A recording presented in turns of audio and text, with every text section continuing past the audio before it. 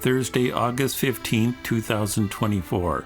Forecasted temperature is 66 degrees with rain.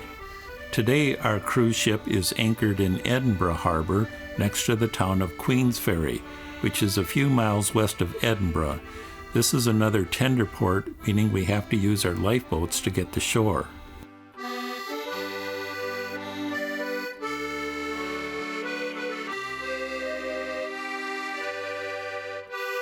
For this day, we booked a half-day excursion in the afternoon that took us into the city to see the National Museum and other points of interest. After the tender boat dropped us off on shore, we had about an hour before the bus picked us up for the excursion, so we decided to walk to a café across the street and have some cheeseburgers for lunch. It turned out to be a biker café with all kinds of biker posters and pictures. The lady behind the grill was in the pictures all decked out next to her Harley. She reminded me of my sister Chris. I asked if they also like Indian bikes, and she said yes. I asked if she had ever been to Sturgis, South Dakota, and she said no, but a friend of hers is there right now. I think it was the highlight of the trip for me, being able to find my sister's Scottish Harley Chic counterpart. After lunch, the tour bus picked us up and drove us into the city centre of Edinburgh and dropped us off at the National Museum of Scotland. We were free to walk around on our own for about an hour and a half.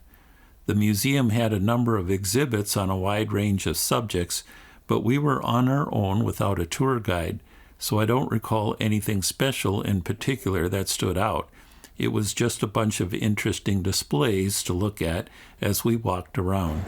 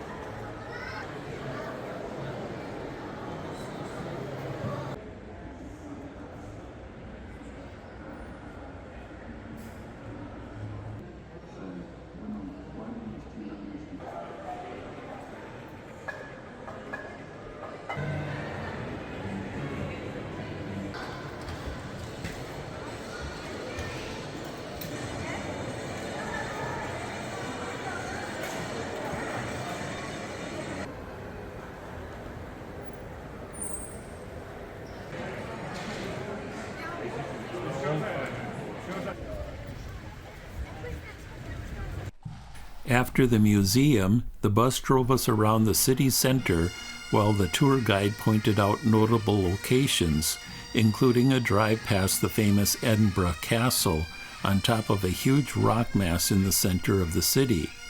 The castle was built in the 11th century and was the royal residence of Scotland until 1633. As one of the most important strongholds in the Kingdom of Scotland, the castle was involved in many historical conflicts. Some 26 different sieges of the castle have taken place in its 1,100-year history, giving it a claim to have been the most besieged place in Great Britain and one of the most attacked in the world. Today, it is Scotland's most visited paid tourist attraction, with over 2.2 million visitors annually. Edinburgh is the capital city of Scotland, with a population in the greater metropolitan area of just under 1 million. It has been Scotland's capital since the 15th century. Scotland has a long history of conflict with England. Centuries of war eventually ended in 1801, when England, Wales, Scotland, and Ireland united to form the United Kingdom.